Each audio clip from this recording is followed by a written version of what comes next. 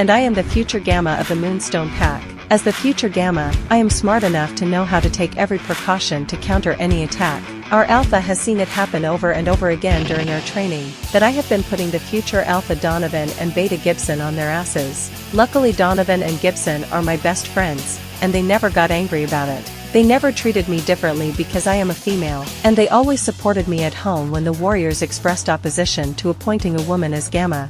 Or, so I thought, until I find out it is not the case. Turns out, they never wanted me to be their Gamma, they are just pretending to play by the Alpha's rules until they take over. Then Donovan would toss me aside and appoint another male as his Gamma. The moment I am confirmed of their hypocritical true face, I decide to take my sweet revenge on them and let them know what they will be missing without me in their leadership. I found out long ago that he and his father's alpha auras and commands never work on me. They will find out that I am so much more than them, because if my hunch is correct, then Donovan isn't even an alpha's son and he isn't even from an alpha bloodline. And if that is the truth, then I would be more qualified to run that pack than Donovan. But for some reason someone allowed his father Alpha Brad to take over the alpha position. Soon, the king launches a grand competition. Every pack's future leadership can join and the winner's pack will get the title of Royal Pack. It is a great honor to win the title, so our Alpha orders me, Donovan and Gibson to form our pack's future leadership and join the game. This time, Donovan and Gibson seem tired of pretending and they start to blatantly ignore me the whole time. They never discuss with me about our strategy of how to win the competition. Fine, I will take out the two idiots first and complete the competition all by myself. I will take out all of the other pack's future leadership in the game and claim all of their rewards. In the first day of the competition, I sneak into Donovan and Gibson's bedroom in the middle of night and shoot at their devices they should wear in the game. They switch from alive to dead in a split second. They are out of the competition. Who would have thought that I would have something extra besides taking them out? When I slowly open Donovan's door, I nearly scream on the top of my lungs, there is someone in bed with him. I sniff the air to find out who it is, and I nearly vomit when I smell the scent of the one woman whom Donovan always said he would never want near him. I quickly take a picture of them and left the room.